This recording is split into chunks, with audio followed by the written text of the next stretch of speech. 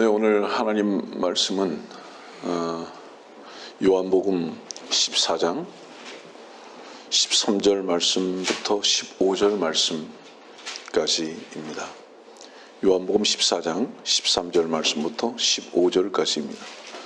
또 너희가 내 이름으로 무엇이든지 구하면 내가 그것을 행하리니 이는 아버지로 아들 안에서 영광을 받으시게 하려는 것이라.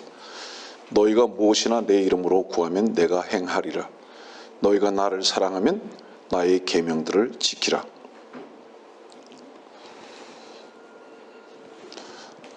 아직 오늘의 말씀의 제목을 확정하지는 않았지만 저는 오늘의 말씀의 내용과 그 전체적인 흐름을 주께서 가르치신 기도라는 내용으로 설교를 하게 될 것입니다.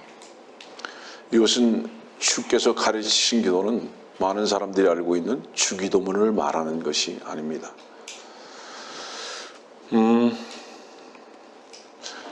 우리는 기도할 때에 항상 맨 마지막에 주 예수 그리스도의 이름으로 기도한다고 합니다. 그리고 맨 마지막 쓰는 단어는 아멘입니다. 사전에 여러분들에게 말씀을 드리는 것은 성경은 자의적으로 해석하는 사람들이 많기 때문에 이 부분부터 잠깐 정리를 하고 말씀을 강론하려고 합니다.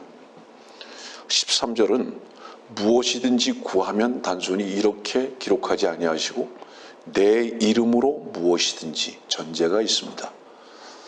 무엇이든지라는 내용에 대한 전제는 내 이름이어야 된다. 입니다. 그런데 이 시대의 기독교는 내 이름은 형식적으로 도용만 하고 무엇이든지 구하면 줄 것이라고 말씀하셨다는 이 단어 하나만을 따가지고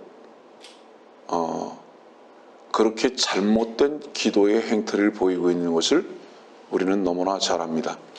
전제가 내 이름으로입니다. 그 내 이름은 주 예수 그리스도십니다. 그분의 이름이 전제가 된 안에서 무엇이든지. 그러니까 여기 이 부분을 먼저 말씀을 드리는 이유는 뭐냐면 그분의 이름이 전제됐다는 것은 여러분들의 요구나 여러분들의 필요가 배제된 것인 것을 말하는 것입니다. 그분의 이름이라는 것은 그분의 뜻과 그분의 요구와 그분의 영광을 가리킨다는 것을 먼저 여러분들이 사전에 알아야 되는 것입니다. 그래서 이 기도의 문제만큼 왜곡되어 있는 것이 없다고 할 만큼 지금 현재 이 기독교는 이 기도의 문제가 왜 이렇게 혼란스러운지 아십니까? 이유가 뭔지 아세요? 하나님의 뜻이나 주님의 영광은 전혀 기독교에 관심조차 없다는 것입니다. 그 하나님의 이름이나 주님의 영광은 자기의 필요와 욕심을 채우기 위한 수단으로만 사용할 뿐이지 절대로 주 예수 그리스도의 이름이나 그분의 영광에 대해서는 전혀 관심도 없기 때문에 모든 기도의 행태는 사람의 필요와 욕심으로 다 함축돼 버리고 말았다는 것입니다. 여러분들도 그렇게 기도했을 거라고 생각합니다. 우리는 이미 십자가에서 주 예수 그리스도와 함께 못 박혀 죽은 자로서 운명이 이미 그분께 옮겨진 자들입니다. 머리가 이상하게 잘려졌어요. 어떤 분들은 20살은 더 젊어 보인다고 말하는 분들도 계시지만은 제가 미장원에 앉는 순간에 내 머리는 그 미용사의 손에 그냥 맡겨져 버리고 말았습니다. 저의 의견은 전혀 관심도 없어요. 자기가 편하게 그냥 깎는 거, 편하게.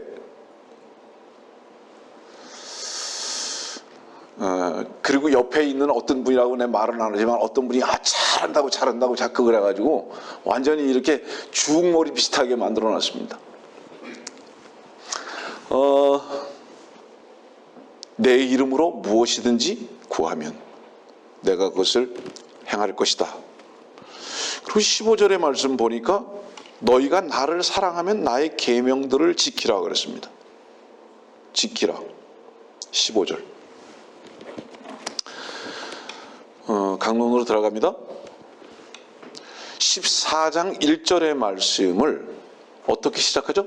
또 너희가 내 이름으로 이 또라는 이 말씀이 들어간 것은 12절에 있는 말씀의 연결점입니다. 다시 말하면 12절은 무엇을 말씀하고 계시죠? 내가 아버지께로 간다. 이걸 말하는 거예요. 내가 아버지께로 가는 것과 13절 말씀을 연결고리로 말씀을 하고 계신 겁니다.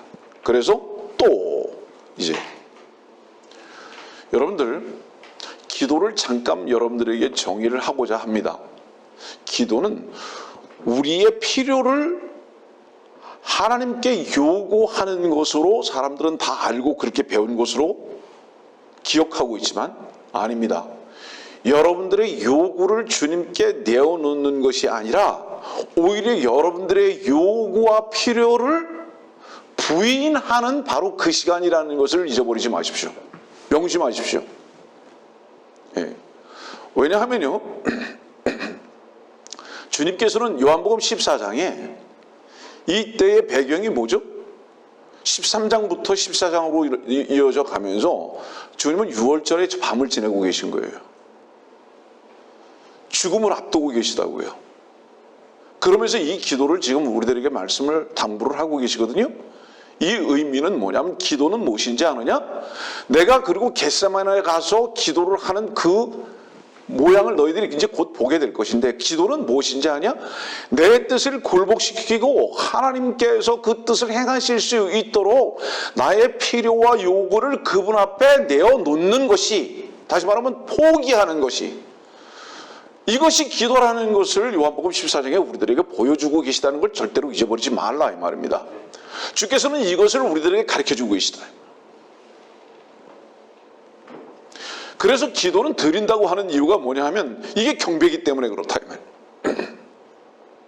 경배는 우리의 필요를 요구하는 것이 아니라 주께서 우리 자신을 받으심으로 말미암아 주님이 찬양을 받으시고 주님의 영광이 나타나는 바로 그 시간이 경배입니다. 그리고 그것이 예배예요. 그래서 기도는 드려지는 것입니다. 우리의 필요를 요구하는 것이 아니라 드려지는 것이다 이 말이에요. 무엇을 위해서? 주님의 이름과 그분의 영광에 동참되어지기 위해서 그렇다. 그런데 이제 이것이 어떻게 변했죠?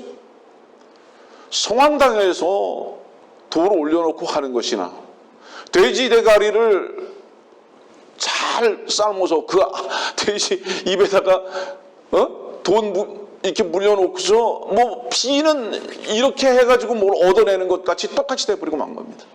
보세요. 알라신이나 돌부처나 성황당이나 굿판이나 민망하게도 교회나 똑같은 형태가 돼버리고 말았습니다.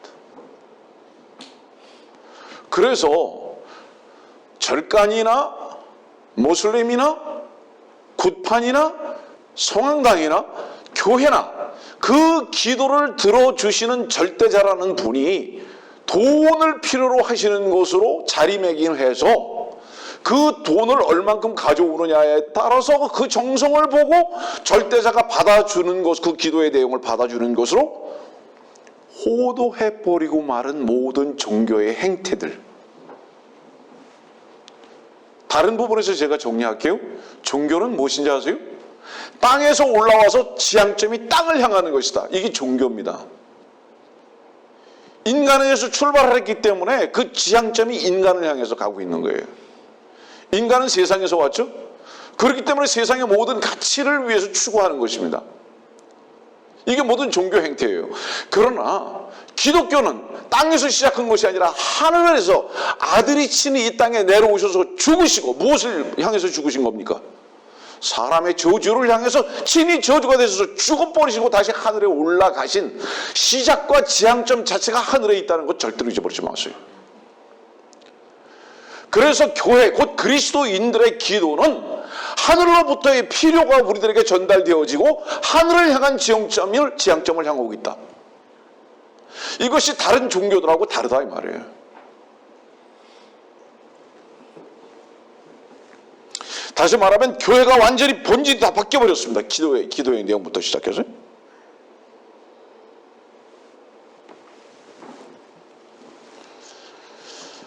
자, 기도할 때 조심하십시오.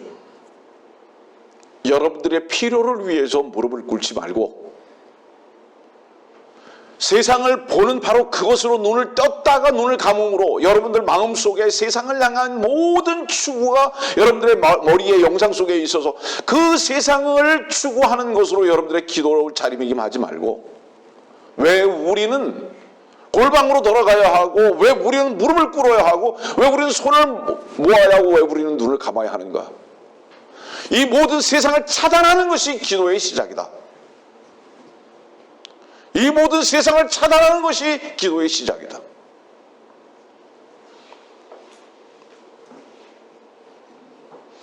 여러분들, 우리는 어떤 모순들을 가지고 있느냐? 항상 본질을 벗어나 있습니다. 어디서부터 시작했고 어디를 거쳐서 어디를 향하고 있는가? 갈라디아서 2장 20절은 뭐라고 말씀하죠? 내가 그리스도와 함께 십자가에 못 박혀 있으나 그럼에도 나는 살아있노라. 그러나 내가 사는 것이 아니요 그리스도께서 내 안에 사시는 것이라. 복음의 시작입니까? 진수죠. 누가 이 말씀을 기록했습니까? 사도 바울입니까? 여기에서 내가 그리스도와 함께, 말씀을 듣고 있는 당신의 이름이 여기 당신의 이름으로 기억되거나 당신의 이름으로 경험되어지지 않았다면 이 말씀은 사도 바울이라는 이름 외에는 기록이 될 이유가 없는 겁니다. 그러나 오늘 주께서 사도 바울을 통해서 이 말씀을 여러분들에게 하셨던 이유는 뭐냐면, 여기에 내가라는 바로 이 이름이 바로 여러분들의 이름이 되기를 원하셔서 이 말씀을 기록하고 계셨다. 내가. 기독교는 죽고 그리스도가 사심으로 시작하는 겁니다. 그러면 여러분들 안에 주 예수 그리스도라는 이름으로 기도를 할 수 있는 근거가 무엇인 줄 아느냐? 여러분들 안에 살아있는 참 삶의 생명이 누구시냐, 이것이 근거다 이 말이에요. 그리스도께서 여러분들 안에 손을 두고 행하시는 바로 이것이 기도다 이 말입니다. 일반적으로 이렇게 생각하잖아요. 믿음이 좋다. 그죠? 분명히 뭐가 어떻게 될 거라고. 내가 기도했으니까 그래 될 것이라고. 믿음을 다시 오늘 말할게요. 믿음이 뭔지 아세요? 무엇이 어떻게 될 것이다. 이게 믿음이 아니에요. 자기 자신이요, 하나님께 온전히 옮겨져 있는 것을 누리는 것이 믿음입니다. 뭐가 어떻게 될 것이다라는 기대감이 성취될 것이다라는 바로 이것이 믿음이 아니고요, 내가 하나님께 온전히 옮겨진 존재다. 그래서 그분으로서만 나는 살 수밖에 없다. 그분이 나의 삶의 시작이고 마침이다. 영원이다. 이것을 전인격적으로 받아들이는 것을 믿음이라고 한다 이 말이에요.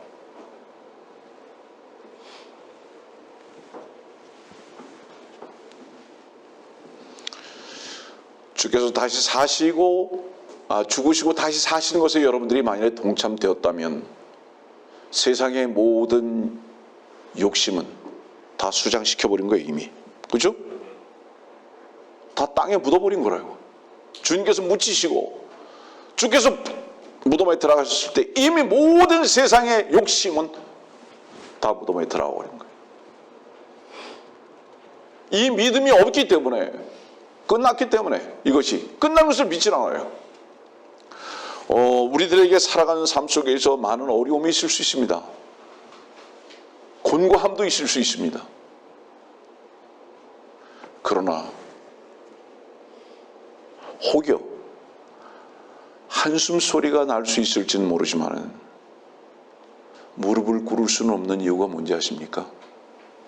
그 한숨이 나올 수밖에 없는 어려운 상황 속에서 우리가 무릎은 꿇을 수 없는 이유가 뭔지 아느냐? 그 환경을 주께서 주신 것을 기대하고 알고 그 환경을 통해서 하나님께서 어떤 이기심과 영광을 나타나시고자 하시는가에 대한 기대감이 먼저 앞서기 때문에 겸손하게 무릎을 꿇을 수가 없다. 우리가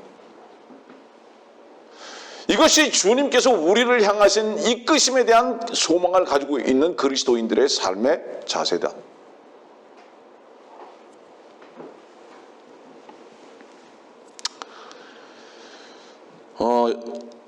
다시 본문 말씀 뭐죠? 너희가 내 이름으로 무엇이든지 구하면 내가 그것을 행하리니.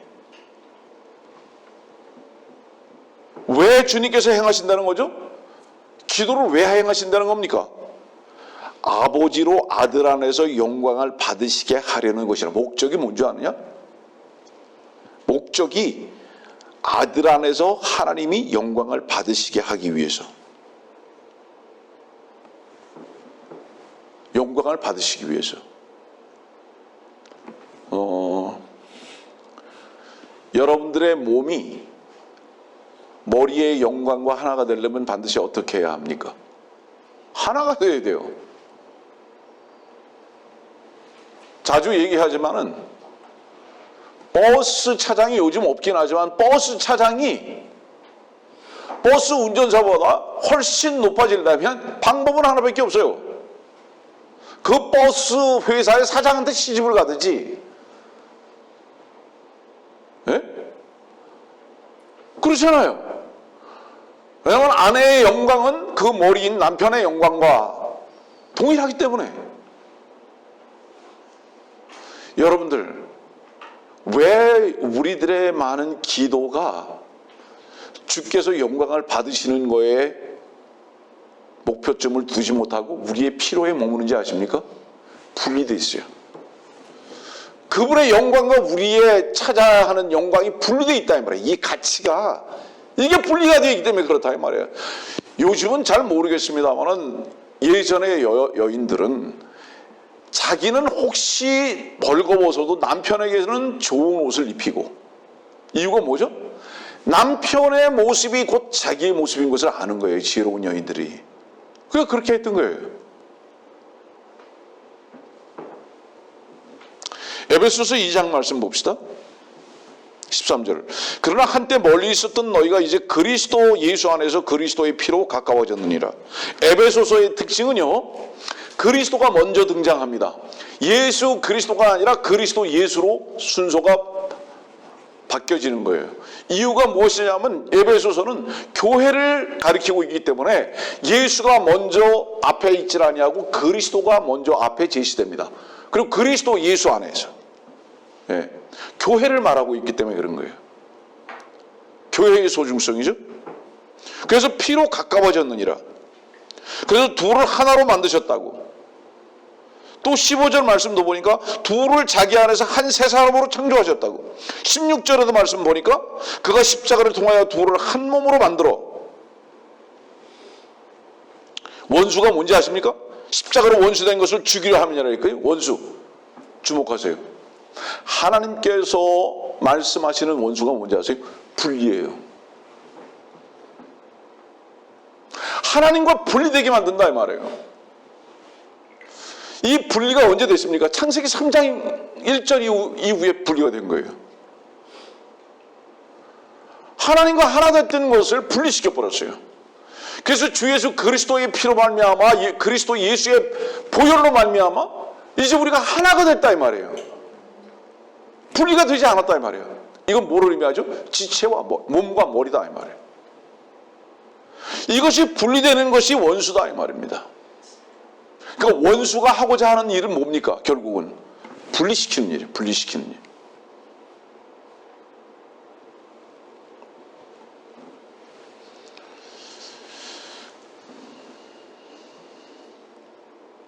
자, 하나님과 우리가 하나 되어야 하는 그 필연이 무엇이냐?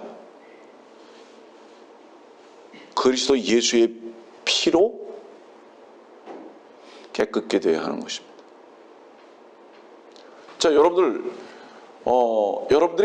많은 경우에 잘못된 기도의 모든 공통점은 뭔지 아세요? 한번 생각해 보세요. 무엇을? 먹을까? 무엇을 입을까? 이 세상에서 어떻게 살까? 이 세상에 있는 어떤 일을 어떻게 해결할까? 다 그거죠. 그것이 모든 잘못된 기도의 전체적인 내용이에요. 뭐를 의미하죠?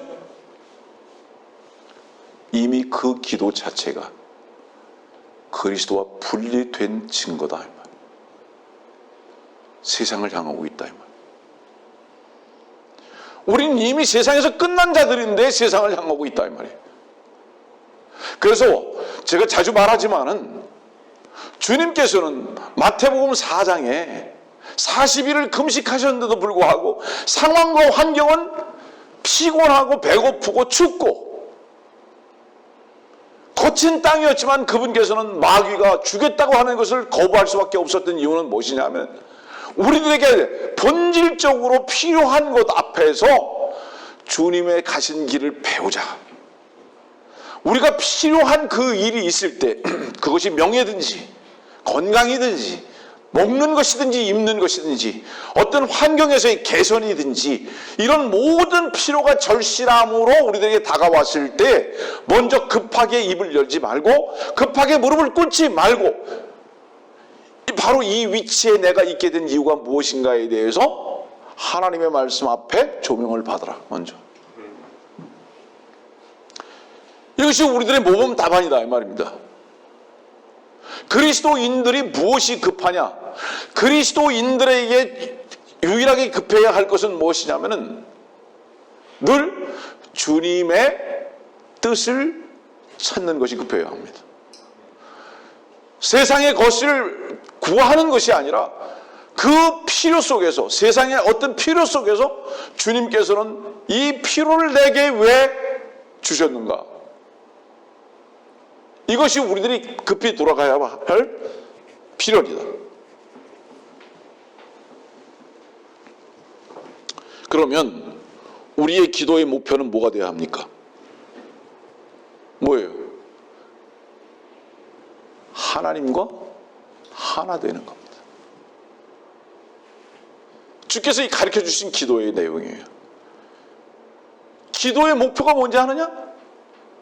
너희들과의 분리가 아니다. 늘 하나가 되는 것이다. 이것이 기도의 목표다. 요한복음 17장 말씀 보면 또 아버지께서 내게 주신 그 영광을 내가 그들에게 주었사옵니다. 그리하여 우리가 하나인 것 같이 그들도 하나가 되게 하려는 것이옵니다. 이 기도 언제 했죠? 십자가 앞에 놓고 주님께서 뭐라고 기도하시는 거죠? 하나님과 내가 하나인 것이 분명한 이유가 뭔지 아십니까? 하나님과 내가 하나인 것이 분명한 이유가 뭔지 아십니까? 무엇으로 입증할 수 있는지 아십니까? 하나님의 뜻을 내가 순종한 것입니다. 이 말이에요. 네. 그런 육신을 입고 계셨던 분으로서 그분도 분명히 연약한 분이셨지만 그 육신은 그러나 그분이 그 육신의 필요를 굴복시키시고 하나님의 뜻과 하나 되게 하시기 위한 바로 이 기도를 겟세마네에서 하신 것입니다. 그러면 기도는 무엇이냐? 하나다 말이야.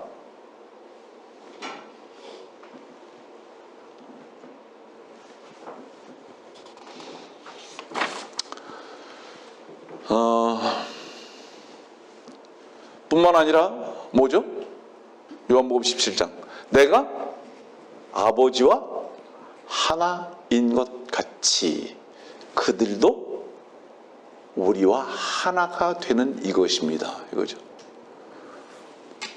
지금 이 기도를 가르쳐주고 있잖아요. 요한복음 14장과 17장 여러분들 기도인 거 아시죠? 기도가 뭔지 아느냐? 내가 아버지와 하나가 되는 것을 나는 기도했다. 그리고 아버지와 내가 하나가 됐던 것과 같이 그들도 바로 이 하나됨 속에 하나가 되기를 원하는 것이 우리의 또한 소원 아닙니까? 이걸 위해서 기도하셨다 이 말이죠. 그러면 우리의 오늘 이 설교 가운데의 기도의 목표와 가르침은 무엇이 되어야 하는 것입니까? 하나님과 분리를 위한 금식 기도가 아니라 하나님과 분리를 위한 산기도 철야기도가 아니라, 새벽기도가 아니라 하나님과 하나 되는 기도다. 네. 이것이 주께서 오늘 우리들에게 이 말씀을 통해서 가르쳐주고 계신 기도에 대한 목표점이고 정의다 이 말이에요. 주께서는 오늘 이 말씀을 우리들에게 가르쳐주고 계시다. 다시 말하면 여기서 하나라는 것은 어떤 물리적인 통합을 말하는 것이 아니라 하나님의 뜻과 그리스도 예수께서 하나의 뜻이 된 것과 같이 우리도 그 뜻 가운데에 동일한 발걸음을 띄어지기를 바라는 바로 이 하나를 말씀하고 계시다. 요한복음 14장 12절 다시 보겠습니다. 진실로 진실로 내가 너에게 말하노니 나를 믿는 자는 내가 하는 일들을 할 것이요 또 이보다 더 큰 일들을 할 것이라. 이는 내가 내 아버지께로 가기 때문이라. 이 말씀 좋아하는 사람들 있죠. 은사주의자들. 네. 이보다 더 큰 일들을 하리라. 여기서 이보다 더 큰 일이라는 것은 세상적인 거 말하는 거 아니에요. 네. 육신적인 것을 만족시키는 것을 말하지 않습니다. 지난주에 어떤 자매가 그 신천지로 가고자 하는 친구 때문에 속이 끓여졌었는데, 제가 미국에 있을 때도 신천지 사람들을 여러 번 만났습니다. 신천지 어디에서 나오죠? 창세기 계시록 21장에서 나오죠.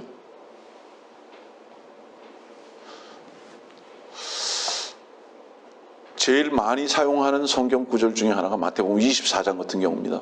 신천지. 이거를 가르치려면 최소한 2-3시간 또 성경을 가르쳐야 되겠죠. 그러나 마태복음 제발 보십시오. 마태복음은 다윗과 아브라함의 아들에 관한 책입니다. 마태복음 27장까지는 다윗의 아들이에요. 마태복음 27장까지 다윗의 아들이라는 건 뭐를 얘기하는지 아세요? 마태복음 1장부터 27장까지는 전부 다 이스라엘 곧 육신적 유대인만 다루고 있다 이 말이에요. 그리고 28장 넘어가서 28장 19절이잖아요. 28장 19절에 참 뭐가 나오죠? 모든 민족들에게 이제 복음을 전파해야 되는 거예요. 백이민족도 이제 그때부터 나오는 거예요. 그러면 백이민족은 마태복음 24장에서 나오는 게 아니라 마태복음 28장 19절 이후에 나온다 이 말이에요. 근데 지금 마태복음 24장을 갖다가 신천지가 자기들 것이라고 지금 이걸 적용하고 있다 이 말이에요. 제가 그 자매에게 이렇게 말했어요. 이단과 사이비의 차이점이 뭔지 아냐? 여호와의 증인, 안식교, 몰몬 이런 거는 이단입니다. 사이비는 뭐가 사이비인지 아세요? 통일교, 뭐 어머니 교회, 아버지 교회입니까? 어머니 교회입니까? 뭐 어쨌든 어머니 교회, 뭐 하나님의 교회, 뭐 또 신천지. 왜 이거는 왜 사이비인지 아세요? 이단이면서 그들은 사이비예요. 이유가 뭔지 아세요? 살아있는 인간을 하나님 취급하기 때문에 그게 사이비다 이 말이에요. 이단과 사이비의 차이예요. 여호와의 증인이나 몰몬이나 안식교 같은 경우는 교리가 잘못 적용되고 있는 것은 분명하지만 살아있는 인간을 하나님이라고 말하지는 않아요. 그런데 사이비는 살아있는 인간을 하나님이라고 한다 이 말이에요. 그래서 그 사람을 갖다가 하나님으로 떠받들고 있다 이 말이에요. 이게 사이비가, 그 신천지 사이비인 거예요.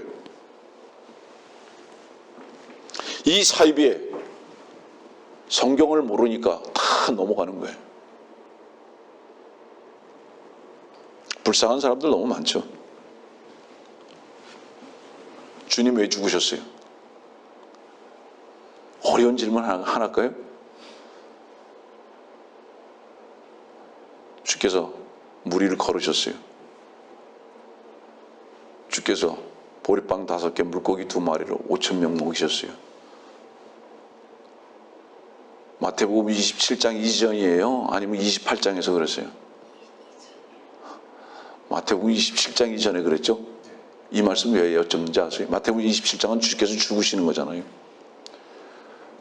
모든 기적, 이적, 표적 다 행하셨어요. 마태복음 27장 이전에. 근데 왜 27장에 죽으시는지 아세요? 하나 되는 거하고 이적과 기적과 표적과는 아무 관계가 없다는 결론을 내리시는 거예요. 하나님과 나와 너희들이 하나 되는 것은 이적과 기적, 다시 말하면 뭐냐, 많이 먹이고 병 낫게 하고 이런 것을 가지고 내가 하나님의 아들이라고 해서 바다를 걷는 거하고 이거 하나 되는 거하고는 무관하구나. 내가 너희들하고 하나가 돼야 할 방법은 무엇이냐, 오늘 요한복음 14장에서 말씀하시는 것 같이 죽는 것밖에 없구나라는 것을 실천하시는 거예요. 그렇기 때문에 주께서 그 많은 표적과 기적과 이적을 행하셨음에도 불구하고 사람들은 이적과 기적과 표적을 통해서 각자 자기 욕심만 차리고 자기 길로 갔다 이 말이에요. 그래서 주님께서는 하나님과 나와 너희들이 하나 될 수 있는 유일한 방법은 뭐냐, 내가 죽고 다시 살아서 너희들이 나를 영접하는 것이다. 그래서 그분 죽으신 거예요. 다시 말하면 기적과 이적과 이 모든 표적은 다 어땠던 겁니까? 하나가 되는데 오히려 방해거리였던 것을 아는 거예요. 다 땅에다 묻어버리신 거예요. 성도들이요, 하나님께서 여러분들에게 나타나시는 참된 능력 하나가 있습니다. 그것은 로또가 당첨되는 게 아니에요. 병이 낫는 게 아니에요. 10년 동안 기도했던 그 기도가 응답돼서 아들을 낳는 게 아니에요. 진정한 능력은 뭔지 아십니까? 그리스도와 하나 되는 거예요. 하나님께서는 바로 이 기도를 우리들에게 요구하고 계시다, 주님을 통해서. 이것이 주님의 마지막 목표였기 때문에 주님은 죽으셨다.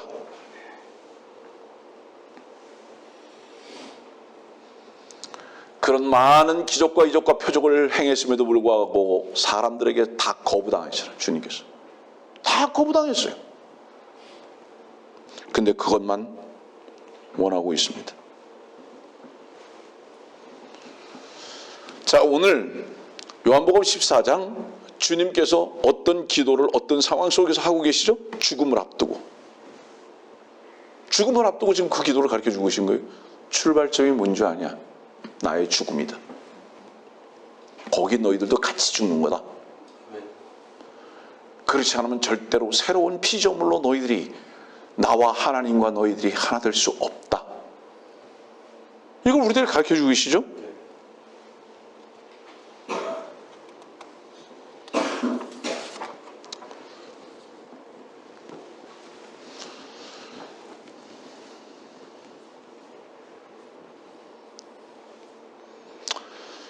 어, 13절 다시 보겠습니다. 내 이름으로 무엇이든지 구하면 내가 그것을 행하리니 이는 아버지로 아들 안에서 영광을 받으시게 하려는 것이라.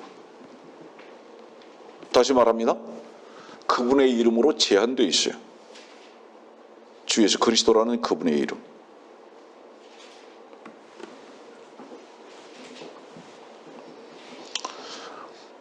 여기서 제 이름을 임의로 쓸 수 있는 사람이 누가 있을까요? 누가 있을까요? 이것이 관계성입니다. 요즘은 그것이 철저히 분리되어 있는 것 같은 느낌이 들어요. 우리가 어렸을 때, 젊었을 때만 하더라도 아내는 남편의 인감도장을 임의로 썼습니다. 그것이 행정관청을 가든 은행을 가든 저는 누구누구의 아내입니다. 그러면 그냥 오케이 찍어서 그냥 받아줬어요. 기억납니까, 여러분들? 이제는 어떻죠? 꿈도 못 꿔요. 무엇을 입증하는 거죠? 부부도 하나가 아니다. 말만 부부지 너는 너, 나는 나. 재산이 달라요. 누가 나라는 사람의 이름을 백지 위임을 해서 마음대로 쓸 수 있겠는가 말이에요. 관계성이죠. 이 관계성은 어떤 관계성이죠? 영원히 하나가 될 수밖에 없는, 분리될 수 없는 공동의 운명체이다. 이것이 주 예수 그리스도라는 이름에 사용을 할 수 있는 전제다 이 말이죠. 자, 그런 밀접한 하나된 관계 속에서 남편의 인감 도장을 가지고 가서 남편 망하게 하기 위해서 도장 찍을까요? 자기만 잘 먹고 잘 살고 샤핑해서 자기만 화려하게 살고 싶어서 그 인감 도장 찍을 사람이 있을까요? 그건 이미 분리된 거죠. 이미 말만 부부죠. 이미 분리되어 있는 거죠. 공동의 운명이 분명한 사람은 그것을 함부로 사용하지 절대로 않습니다.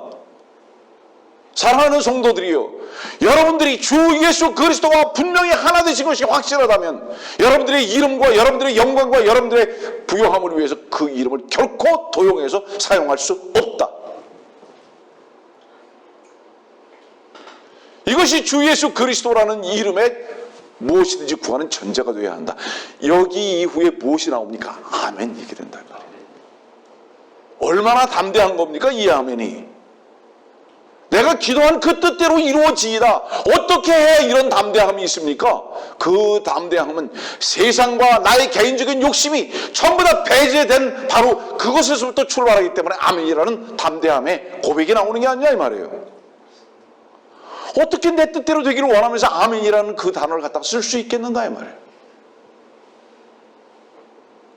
우리는 하나님 앞에서 우리의 기도의 부분을 살펴봐야 합니다. 지금은 이렇게 불신의 시대거든요. 이름을 쓸 수가 없어요. 도저히 자기 이름을 누구에게 쓰게 할 수가 없어요. 저 같은 사람은 가능하죠. 왜? 아무것도 없으니까. 그러면 없으면 위임을 할 수 있고 쓸 수 있다는 것은 무엇을 의미하는지 아십니까? 주님 앞에서 주님의 이름을 우리의 욕심을 위해서 쓸 수 없는 이유가 뭔지 아십니까? 우리라는 것은 이미 끝났으므로. 그게 전제인 거예요. 없어요. nothing이에요. 아무것도 없어요. 그리스도인은 nothing 아닙니까? 세상에서. nothing인데 뭘 자기를 위해서 뭘 쓰고자 하겠습니까? 주님께서는 백지 위임장을 우리들에게 쓸 수 있다고 말하십니다.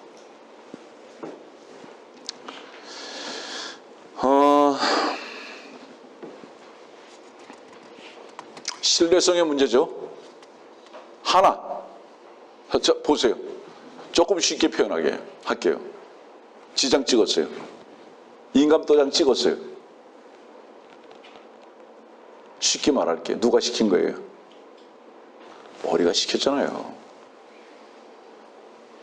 머리가 시켰기 때문에 인감도장 찍고 지장 찍었잖아요. 사인하고. 분리됐습니까? 하나입니까? 하나죠. 분리될 수 없는 하나가 전제라는 거예요.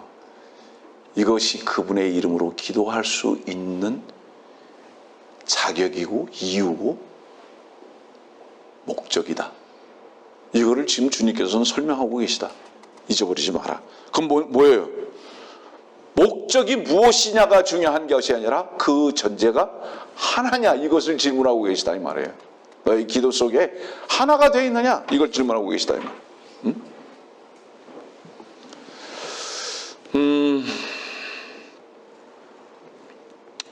말씀을 조금 정리해 나가겠습니다. 14장 15절입니다. 너희가 나를 사랑하면 나의 계명들을 지키라. 여러분들 그 성경에 보면요, 이 부분을 15절에 있는 말씀을 동그라미를 딱 쳐가지고 따로 떨어져 있는 부분으로 말씀을 기록하고 계시거든요. 꼭 이 말씀이 12, 13, 14절에 있는 말씀과 떨어져 있는 것 같은 좀 생뚱맞는 느낌이 들어요. 근데 사랑하면 나의 계명들을 지키라 그러죠. 이 말씀을 왜 여기다가 기록하고 계신지 아세요? 기도는 나를 사랑하는 것이 기도다 이 말이에요. 여러분들, 이 땅에서 며칠 전에 제가 목사님하고도 잠깐 그런 얘기를 나눴지만 유일한 신비가 한 가지 찾아본다면 무엇일까? 그거는 유일한 신비는 사랑이다. 왜냐하면 그 사랑이라는 바로 이 조건은 어떤 것도 만일에 우리가 이해할 수 있는 사랑이라면 이미 사랑이 아니다. 왜냐하면 이해라는 것은 이성에서 출발하는 것이기 때문에, 그러나 사랑이라는 것은 이 모든 이성을 초월한 것이기 때문에 신비한 것이다. 어떤 조건도 없어요. 그것이 유일하게 눈멀게 만들어버리는 거예요. 그 자체가.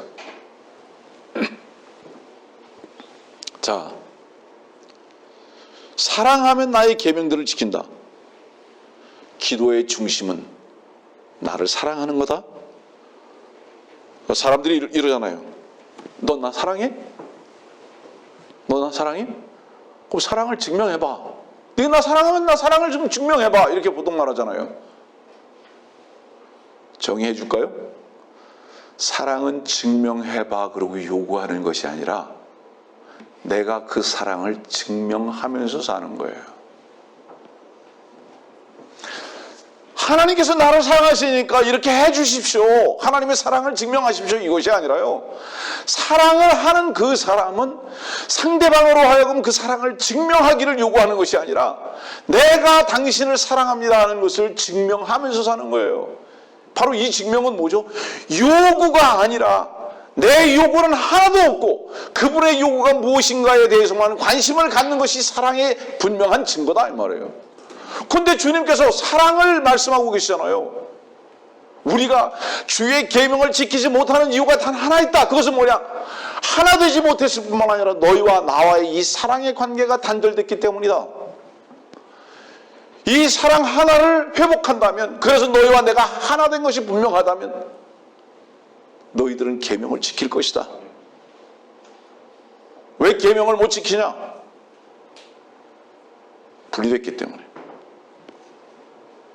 나의 살아가고자 하는 삶과 가치가 내가 사랑한다고 입으로만 말하는 그분과 분리된 상태이기 때문에, 거짓이기 때문에, 위선이기 때문에.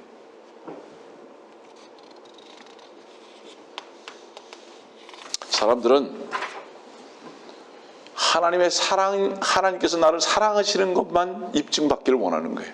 하나님이 정말 나를 사랑하신다면 이거 좀 해주세요.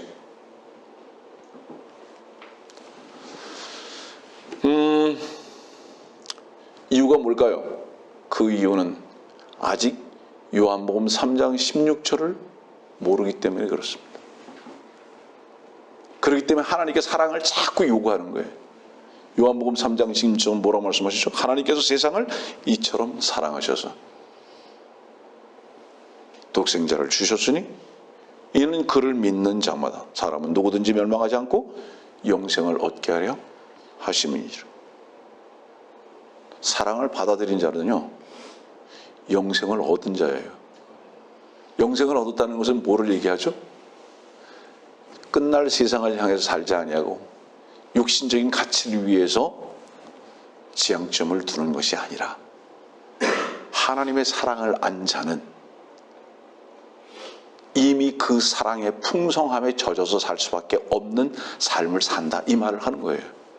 그런데 너희가 나의 사랑을 아직 모르기 때문에 나에게, 주님께 사랑을 입증하라고 자꾸 요구만 하고 있다 이 말이에요. 이미 하나님께서 벌레가 되셔서 너를 위해서 대신 죽으시고 생명이 되셨음을 네가 믿는다면 더 이상의 사랑을 어떻게 나에게 요구할 수 있겠는가? 이제부터는 그 사랑의 풍성함으로 인해서 너희 안에 계신 그 사랑의 놀라운 사랑이 내 계명을 지킬 수 있도록 할 것이 아니겠는가, 이 말씀하시는 거예요.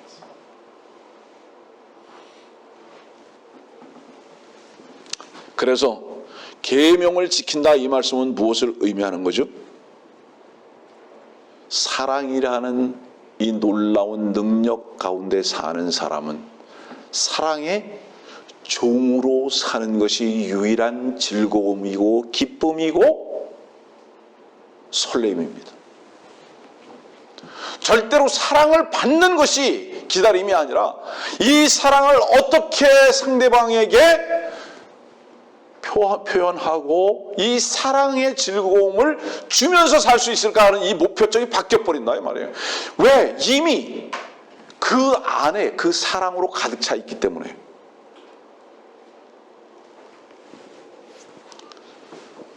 그 집 앞이라는 노래가 있잖아요.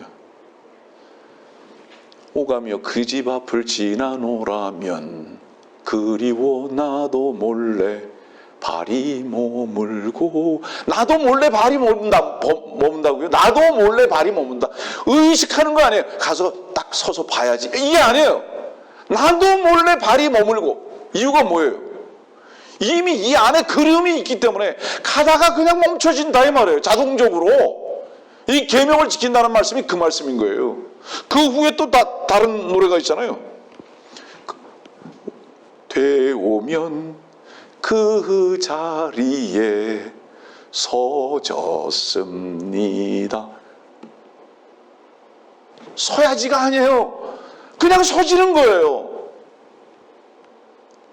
주께서 우리들에게 오늘 무엇을 질문하는지 아세요? 하나 됐느냐? 사랑을 알았느냐? 계명을 지키려고 하는 몸부림이나 의무가 있는 게 아니라 지켜지게 되는 것이다 이 말입니다.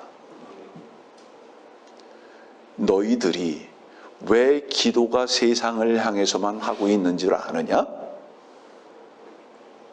내 사랑을 너희들이 알지도 못하고 하나됨도 모르고 계명을 지키지 않음으로 인한 결과가 너희들의 입에서 세상만을 추구하는 것으로 바뀌어버리고 말았다. 주님께서는 오늘 요한복음 14장을 통해서 무엇을 우리들에게 교훈으로 주시는지 아십니까? 사랑하는 자는 쇠잔함이 결코 상실이 아니라 나의 쇠잔함을 통해서 나의 머리가 영광으로 융성함으로 나타나는 것이 유일한 목적이고 즐거움이고 기쁨인 것을 알게 되는 것이다. 절대로 기도는 무엇인 줄 아느냐? 전제가 내 이름이 너희 안에서 살아서 이미 나와 하나 된 것이 입증되어지고 그 하나 된 것이 입증됨 속에서 너희들의 소원을 내 앞에 아뢰는 것이 아니라 내 뜻과 내 영광을 위해서 살아간 바로 그 삶의 순간순간의 호흡을 말하는 것이다. 네가 쇠잔해진다 할지라도 내가 영광스러워짐으로 말미암아 그 영광에 동참되어지는 바로 이 기도를 추구하는 것이 참된 기도가 있는 것을 우리들에게 가르쳐주고 계시다.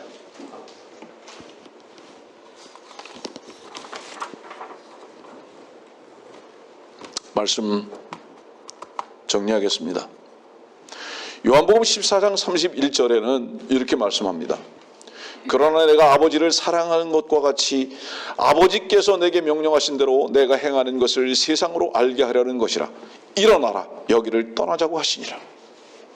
여기를 떠나자. 주님께서는 기도에 대해서 말씀하시다가 자